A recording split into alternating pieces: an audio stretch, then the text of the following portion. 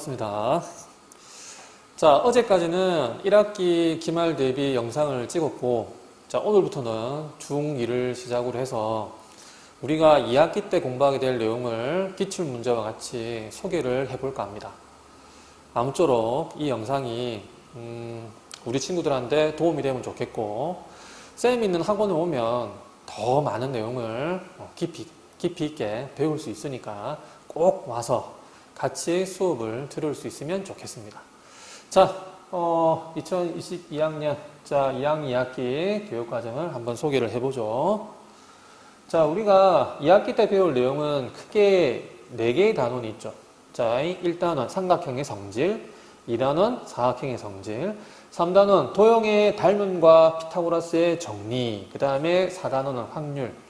그래서 우리가 보통 1학기 때 내용은 우리가 방정식을 계산한다든지 그 다음에 뭐 함수를 다룬다든지 그런 대수 파트의 문제였다면 2학기 때는 주로 이런 도형들입니다. 기하 파트에 관한 내용을 다루게 되겠죠. 그렇죠? 그래서 학교마다 조금씩 달라요. 이제 시험 범위가 결정이 될 텐데 중간고사 시험 범위가 1단원, 2단원 하고 요 3단원에 있는 도형의 닮음 요 앞부분, 도형의 닮음 앞에 한 문제 정도, 닮음, 가장 기본적인 문제 한 문제 정도가 시험에 출제가 됩니다. 그래서 여기까지가 시험 범위고 나머지 피타고라스 정리랑 확률은 기말 시험 범위로 가겠죠. 자, 그러면 1단원이 있는 내용부터 한번 볼까요? 자, 어떤 소단원이 있는지. 자, 1단원 내용을 보면 1번 이등변 삼각형. 자, 이등변 삼각형은 우리가 초등학교 때도 많이 봐왔던 내용이고 뭐 가장 어렵지 않죠. 그래서 시험에 실제로 출제되는 문제도 크게 어려운 문제가 없어요. 그 다음에 이제 문제가 뭐냐면 이 2단원에 있는 삼각형의 외심과 내심이에요. 자, 요 용어는 우리가 처음 들어보잖아요. 그죠? 삼각형, 그러니까 수학에는 오심이 있어요. 오심. 그래서 오심이 뭐냐면 첫 번째가 외심, 두 번째가 내심, 그 다음 세 번째가 무게중심이라는 게 있어요. 무게중심. 그 다음에 네 번째가 수심. 그 다음 요 다섯 번째가 이제 항상 수업 중에 선생님이 이 다섯 번째를 소개하면 친구들이 빵 하고 터지던데. 자, 다섯 번째가 방심. 자, 다섯 번째가 방심이에요. 방심. 그래서 이제 우리가 중학교 과정까지는 자, 외심, 내심, 무게중심을 배우게 되고 그 다음에 요 수심은 고등학교 올라가면 한 번쯤 소개가 될 겁니다. 수심은. 그 다음에 이제 요 방심 같은 경우는 자, 대학교 가서 자, 수학을 전공하는 친구가 있다면 그때 한 번쯤 들어보는 그런 용어가 될 겁니다. 자, 그러면 자, 요거 관련된 기출 문제를 한번 볼게요. 자, 관련된 기출 문제를 한번 보면 2020년 사직여 중 자, 1번 문제였죠. 1번 문제. 삼각형 ABC에서 자, 그림이 잘 안 보이죠? ABC에서 각 ADC의 크기, 각 ADC면 요 각을 물어보는 거죠. 그죠? 여기 1번 문제였다고. 이런 문제는 직관적으로 풀어야 되지. 몇 도예요? 90이죠. 뭘 내용을 따지고 말고 할 자식 없이 그냥 문제를 딱 보는 순간 이건 몇 도야? 90도. 하고 넘어가는 문제죠, 이게. 뭐 점수 주려고 내는 문제인데. 자, 여기 안에 들어있는 내용을 살펴보면 우리가 1학년 때, 중학교 1학년 때 삼각형의 합동이라는 걸 배웠죠. 합동. 그죠? 삼각형의 합동 조건, 가물가물하죠. 세 가지가 있었는데, 세 가지. 삼각형의 합동 조건. 그죠? 합동 기호도 있었다. 삼각형 ABC와 삼각형 ADC가 합동 기호는 짝대기 3개. 그죠? 그 다음에 기억을 한번 더듬어 봐요. 합동 조건 뭐 있었어? SSS 있었고, 그 다음에 SAS 합동이 있고, 그 다음에 ASA. 이렇게 있었죠. S가 사이드, 그 다음 A가 앵글. 자, 변 3개가 같을 때. 그 다음에 두 변의 기인각. 자, 한 변의 양극각이 같을 때 두 삼각형은 합동이라고 얘기할 수 있는 거죠. 지금 여기 보면 요 삼각형 ABD하고 삼각형 ACD에서 자, 요 변이 지금 현재 같은 거죠. 같다라고 되어 있는 거네, 이렇게. 그 다음 이 변이 무슨 변이야? 공통인 변이고. 자, 요 각이 현재 같다라고 나와 있는 거잖아. 그러면 삼각형 ABD와 삼각형 ACD는 SAS 합동이잖아. 그지? 그러면 요 각에 대응하는 게 이 삼각형에서는 요건 거니까 결국은 이 두 개가 서로 뭐하다는 얘기예요? 같다라는 얘기잖아. 그럼 평각 180을 반으로 쪼개는 거니까 당연히 몇 도? 90도. 요런 문제. 자, 요런 문제는 어렵지 않죠. 그치? 자, 그 다음 문제 하나 더 볼까? 자, 요게 이제 외심과 내심에 관련된 문제인데, 자, 다음 중 내심을 작도한 것과 외심을 작도한 것을 골라라. 그러면 내심의 정확한 뜻과, 즉 정의와 외심의 정확한 정의를 알아야지만 얘를 골라낼 수 있는 문제잖아. 맞죠? 이제 자, 그림이 잘 안 보여. 자, 그림을 조금 크게, 다음에는 조금 크게 가져올게. 자, 그럼 기억은 뭐 돼 있냐면, 보입니까? 자, 매의 눈으로 보면 보일 겁니다. 자, 요게 중선이야. 그러니까 요 BC의 중점을 지나는 선을 우리가 중선이라 그래. 중선. 그 다음에 요 AC, 요것도 이렇게 해놨지. 그럼 요게 또 중점이네. 그럼 또 중점을 지나는 선이 중선이야. 중선. 자, 중선. 자, 요 선은 끊어놓지 않지만 마찬가지로 요 AB라고 하는 선분의 중점을 찍어서 연결하면 이 중선도 이렇게 지나갈 거고 한 점에서 만나겠죠. 그래서 요거는 세 중선의 교점. 요걸 우리가 뭐라고 하냐면 무게중심이라고 합니다. 무게중심. 그래서 무게중심이라고 하고 얘를 대문자 G로 표현한다고. 요거는 무게중심에 관한 작도. 그 다음에 니은은, 자, 요 니은은 뭐냐면, 자, 요 선이 뭡니까, 이제? 요 선분 BC를 수직으로, 잘라주죠. 요걸 우리가 무슨 선이라 그래? 수선. 그리고 얘, 우리 이걸 수선이 발이라고 하잖아. 그 다음에 이것도 어떻게 돼? 요 선분에 대한 수선. 그럼 마찬가지로 나머지 하나 더 꺼면 수선이겠죠. 그러면 세 수선의 교점이 요 점이잖아. 요걸 우리가 뭐라 그래? 얘를 수심. 자, 수심. 수선의 교점. 이 고등학교 때 한번 나온다고 했죠. 그지? 그럼 아직까지 내심하고 외심은 안 나왔단 말이야. 그럼 요 세 번째 그림, 요 세 번째 그림. 자, 요 선이, 요 각 A를 2등분 해주고, 자, 요 선은 각 B를 뭐 해주는 거야? 2등분 해준단 말이야. 그죠? 그 다음 나머지 각 하나 역시도, 자, 2등분하게 되면 그게 한 점에서 만날 거야. 그래서 세 내각의 2등분선의 교점, 그걸 우리가 뭐라고 하냐면 내심이라고 하는 내심. 그러니까 이건 나중에 이제 어쨌든 외워야 됩니다. 여기 내심. 세 내각의 2등분선의 교점. 그 다음에, 요건 아무것도 아니고, 자, 요거는 보면, 직각도 보이고, 중점도 보이고, 자, 직각도 보이고, 중점도 보이고, 그럼 요거는 세 변의 수직 2등분선의 교점, 세 변의 수직 2등분선의 교점, 그게 외심이 되겠죠. 자, 그래서 외심에 관한 내용은 미음이고, 내심에 관한 내용은 디귿이었다. 뭐, 요런 문제가, 4번 문제였는데, 자, 이제 요건 개념을 물어보는 문제인데 외심, 내심을 가지고 파생되는 문제가 되게 많이 나와요. 그러니까 외심의 정확한 뜻과 성질을 정확하게 알고 있어야지 그 파생되는 많은 다양한 문제를 풀 수가 있는 겁니다. 그죠? 딱 헷갈리기 좋겠죠? 내심을 물어보는 문제인데 외심을 선택하고 있고 외심을 물어보는 문제인데 내심을 선택하고 있고 그러면 안 되겠지. 그죠? 자, 그 다음. 자, 이 단원은, 자, 사각형의 성질입니다. 자, 이 단원도 만만치가 않습니다. 삼각형 단원 못지않게. 어째 보면 사각형의 성질, 이 단원이 외울 게 더 많아요. 그래서 여기 나와 있는 평행사변형이 처음 등장하는데 평행사변형만 나오는 게 아니에요. 사각형에는 얘만 있는 게 아니잖아. 이 단원 뭐라 돼 있어? 여러 가지 사각형이야. 더 많이 있다는 거지. 그러면 그 모든 사각형들에 대한 뜻과 성질, 뜻과 성질을 모두 기억해야 돼. 그래서 간단하게 한번 소개를 해보면, 자, 처음 시작은 이런 사각형이야. 자, 4개의 선분으로 둘러싸인 사각형. 요거 사각형이라고 그러잖아.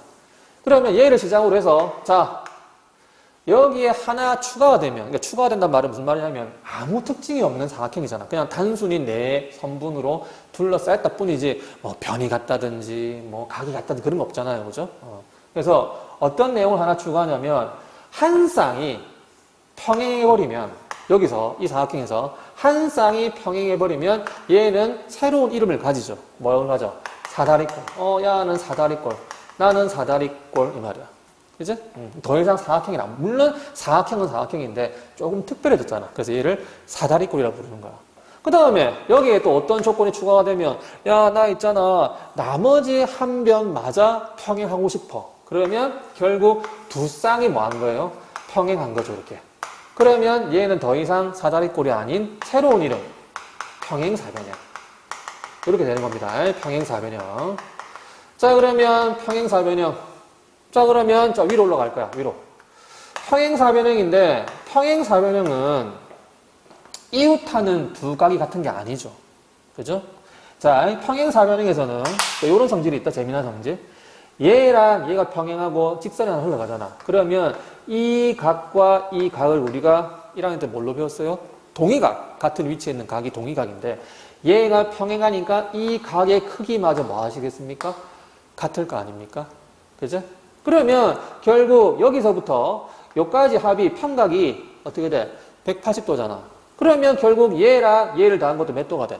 180도. 즉 평행사변형에서 이웃하는 두 내각의 합은 몇 도라 돼? 180도가 되는 겁니다.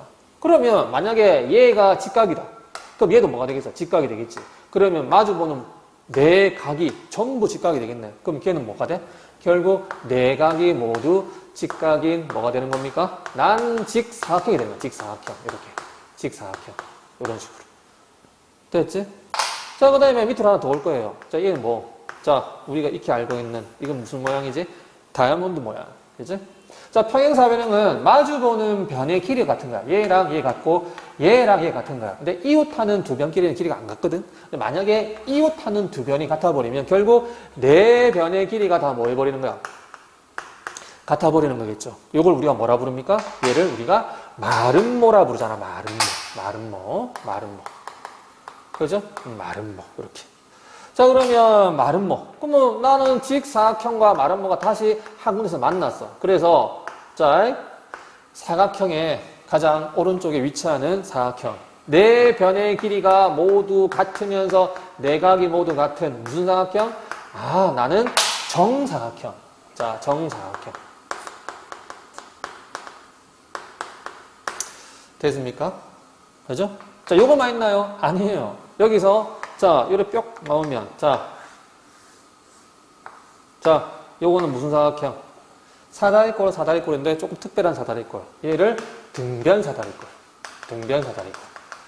자, 그래서 요 단원에서 배우게 되는 여러 가지 사각형은 자, 요 내용입니다. 요 내용 가지고 실제로 시험 문제가 출제되기도 하고. 그 다음 이게 끝이 아니야. 뭐냐면 평행사변형의 성질이 있어요. 몇 가지? 5개. 아, 4가지가 돼, 4가지. 그죠? 뭐, 예를 들면, 마주보는 변의 길이가 같다든지, 마주보는 각이 같다. 그죠? 뭐, 그런 내용. 두 대각선은 서로를 뭐 해준다? 이등분해준다. 요런 내용들이 있고. 그지? 뭐, 직사각형도 분명히 뜻과 성질. 그 다음에 평행사변형의 직사각형이 되기 위한 조건. 뭐, 요런 내용들, 여러 가지 내용들이 있습니다. 그죠? 그런 내용들을 전부 암기를 해야 된다고. 그죠? 안 하고서는 문제를 풀 수 없겠죠. 그죠? 자, 그래서 실제로 시험 문제 봅니다. 어떻게 문제가 나왔는지. 자, 2020년 온천중 중간고사 11번 문제로 이 그림 안 보이죠? 다음엔 크게 할게. 자, 쌤이 방금 표현했던 그 그림이 그대로 나와 있잖아. 그리고 나서 여기에 기역, 니은, 디귿, 리을, 미음이 나와 있어. 그러면 자, 기억이 뭐? 사다리꼴이 평행사변형이 되기 위해서 추가되는 조건이 뭘까? 이 말이잖아. 아까 내가 뭐라 그랬지?